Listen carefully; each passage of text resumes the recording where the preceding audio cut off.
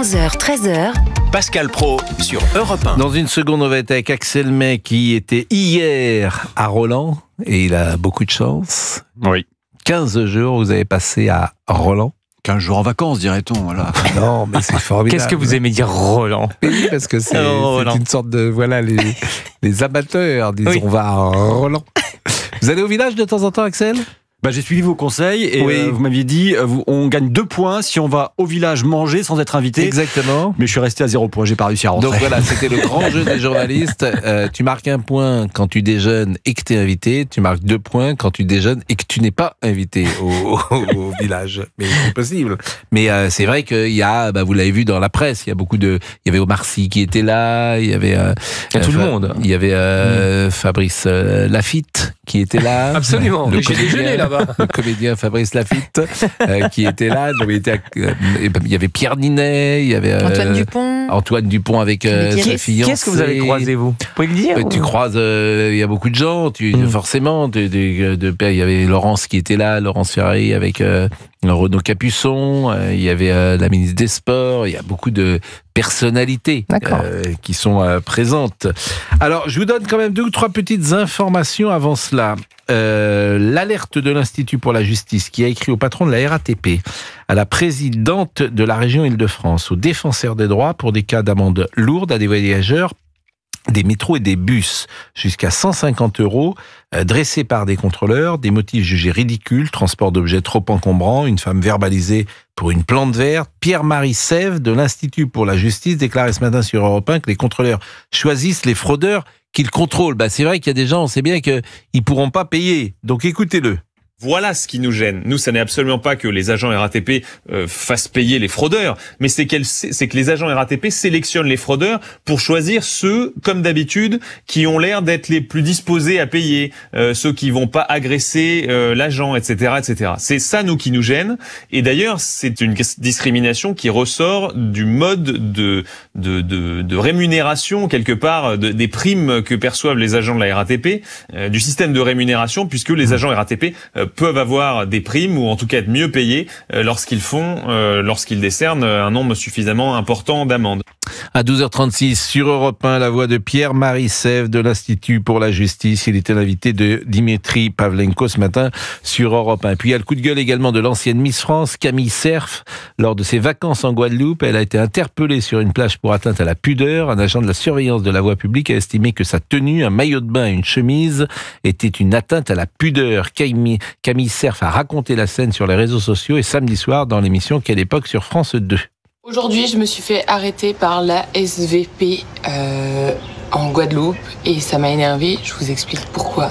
Ça s'est passé exactement à cet endroit. C'est la plage du bourg de Sainte-Anne. En gros, la SVP était ici, là, en train de surveiller le passage piéton. Et moi, j'étais là dans le sable, en train de rassembler mes affaires. On avait Malo et tout. Et j'avais cette tenue. Et la dame me dit, pas bonjour, rien. Madame, faut mettre un paréo. Et alors, qu'est-ce qui s'est passé? Du coup, je lui ai dit, moi, je me suis exécutée, j'ai remis mon short, et puis en fait, pendant que j'étais en train de remettre mon short, des hommes sont passés, un groupe d'hommes en maillot de bain, torse nu, et je lui ai dit, mais pourquoi vous leur dites rien à eux? Et elle m'a répondu que c'était pas pareil, elle t'a menacé même. Ouais, elle m'a répondu, mais c'est pas pareil, ça n'a rien à voir, et je lui ai dit, tiens, ça m'intéresse, en quoi ça n'a rien à voir? Elle m'a dit, si vous voulez, je vous explique, vous venez avec moi. Et donc, vous avez fini au poste? Non, je suis rentrée avec mon fils, j'ai remis mon short et j'ai rien dit. J'ai fait une vidéo sur TikTok.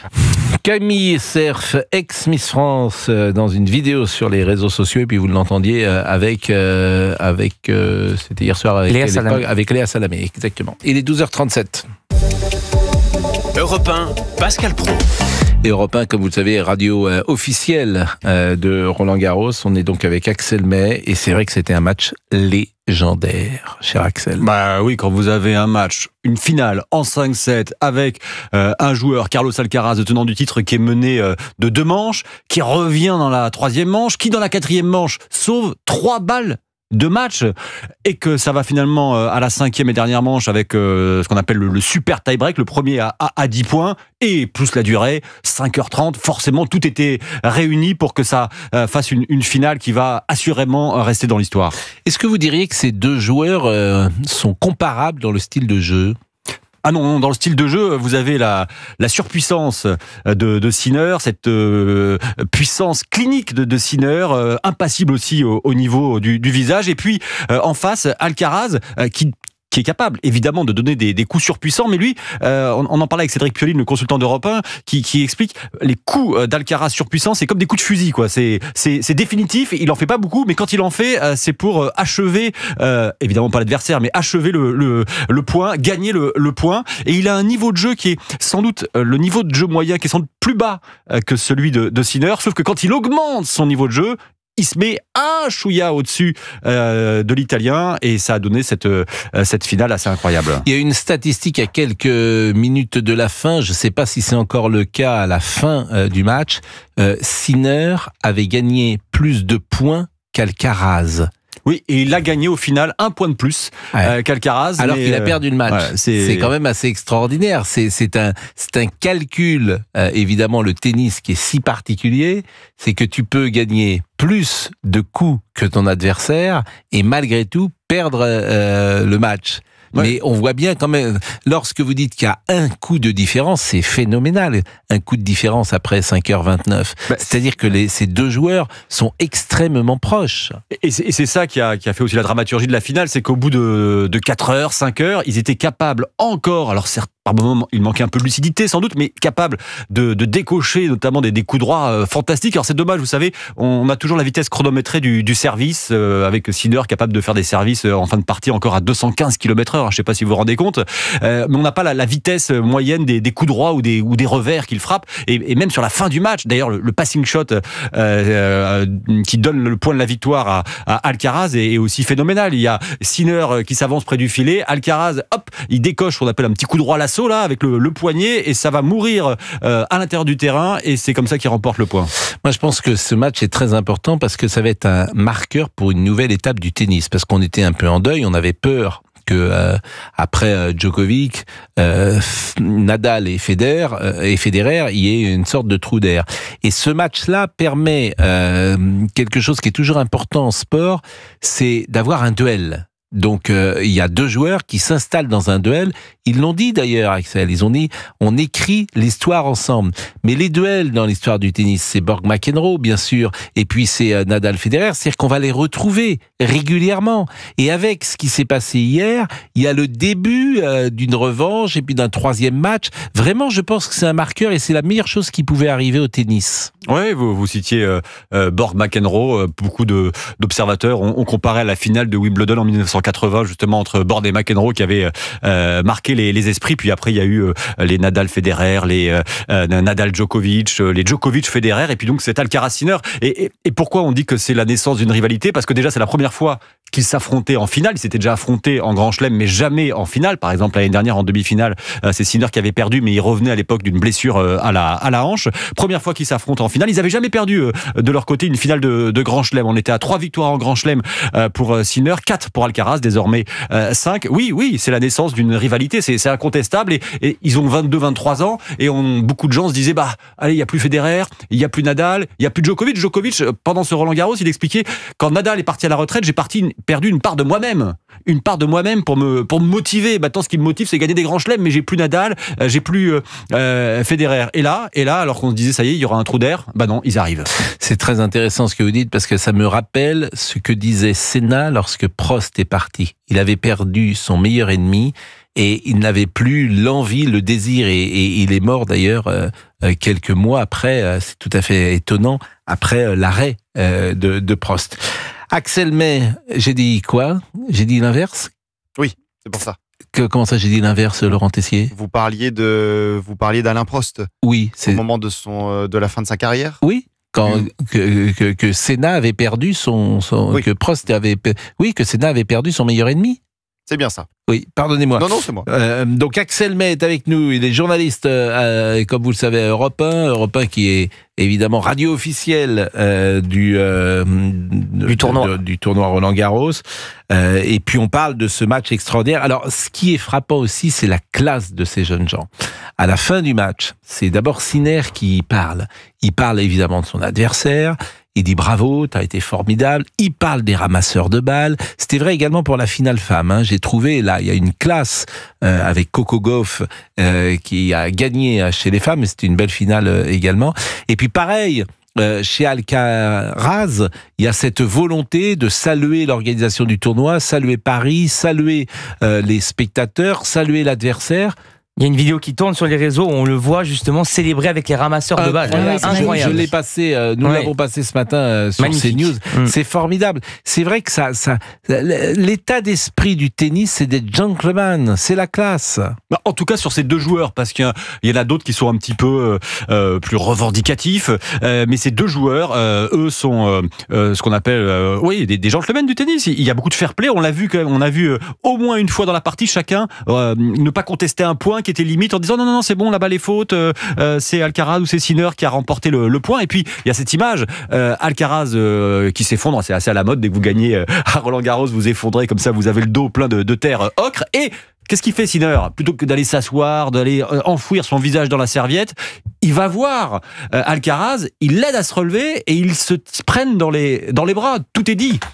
Sinner, ce qui est absolument extraordinaire, c'est que ça a été un champion de ski dans sa jeunesse. Ah bon? Il avait 12 ans, 13 ans, 14 ans, c'était un champion de ski italien, et puis il a choisi le tennis. Alors, ses parents avaient travaillé dans une station de ski, et il racontait que jusqu'à l'âge de 13 ans, il était dans les tout meilleurs de sa catégorie, et puis finalement, il s'est mis au tennis, et bien, lui en a pris, surtout pour les spectateurs qui le regardent. Et du ski, dit-il, il a gardé le jeu de jambes, en tout cas des jambes plus solides, peut-être qu'il n'aurait eu s'il n'avait pas fait de ski.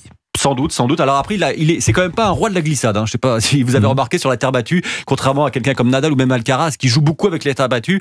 Lui, on sent que c'est pas son terrain de prédilection. Mais ce qui est assez incroyable, vous parlez de ses jambes, on le voit, il fait 1m91. Alors il s'est musclé par rapport à ce qu'il était avant, mais il reste un peu filiforme. Mais c'est incroyable, même il a des petites jambes. Il a des petites jambes. Je regardais hier, je me disais, mais il a des petites jambes. Mais non, mais c'est tout à fait surprenant.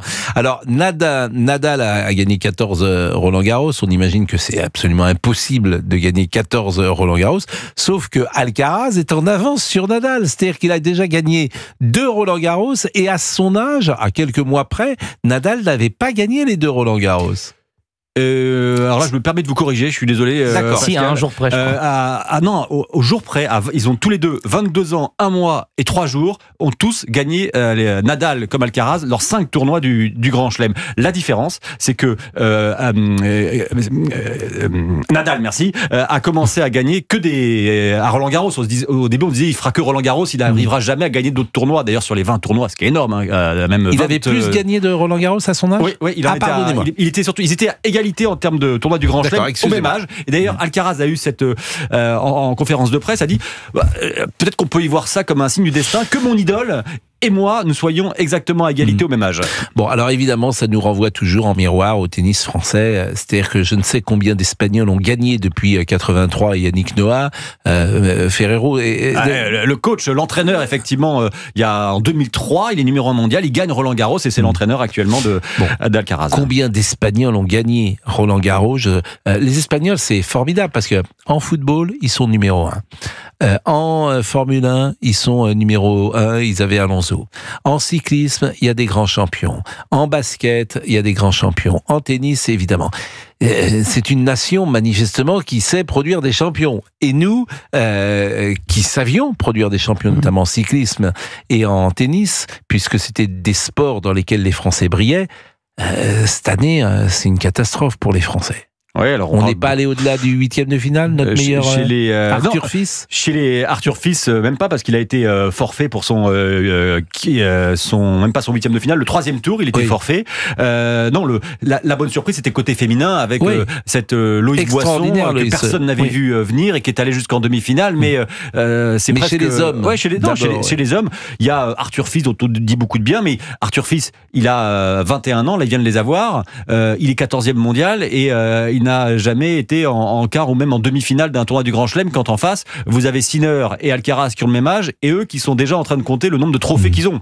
Donc oui, il y a une différence. Bon, donc on n'a pas de champion en vue côté homme. Loïs Boisson, à quel niveau vous la mettez ? Je pense qu'il va falloir qu'elle vraiment concrétise et convertisse ce qu'elle a montré, parce que quand vous arrivez 22 ans, c'est jeune, en même temps c'est relativement âgé, notamment dans le tennis féminin déjà, pour arriver au plus haut niveau. Il va falloir qu'elle concrétise, qu'elle dise c'était pas juste un accident de parcours. Certes, j'étais 360e ou 150e l'année dernière. Maintenant, je vais avec mon classement affronter de plus en plus de joueuses avec un niveau élevé. Il faudra que je démontre que ce que j'ai fait. Elle est sympa, hein, elle a un beau physique, elle a un beau jeu, je trouve. Alors, sympathique, je sais pas, parce qu'elle est très réservée quand on parle, donc c'est difficile. Moi, de j'aime bien. Quand je dis elle est sympa, le jeu qu'elle a, je trouve sympathique. Ah oui, c'est ce qu'il y a plus beaucoup. Elle avait ce coup droit. On parlait de Nadal. Elle a un petit peu un coup droit à la Nadal dans son registre, extrêmement physique, courant beaucoup. Ça a été côté féminin, en tout cas côté français, le rayon de soleil de ce Roland-Garros. On a encore du temps, ou j'ai une dernière question à poser, ou Très rapide. quand les joueurs disent Paris, c'est un tournoi particulier, ils le disent pour faire plaisir, ou c'est vraiment vrai? C'est particulier parce que c'est le seul des 4 grands chelems qui est sur Roc. Et puis il y a le côté magie. L'Australie, vous êtes à Melbourne. Là, vous êtes à Paris. Les images de la Tour Eiffel, de l'Arc de Triomphe. Souvent, on les voit. On les voit. C'est où ils vont. Ils vont dans les restaurants. Ils profitent un petit peu de la Dolce Vita parisienne. Pas les soirs de match de football, en tout cas. 12h49. Bon, merci Axel May. C'est un bonheur de vous écouter. Vous êtes un grand spécialiste de tennis.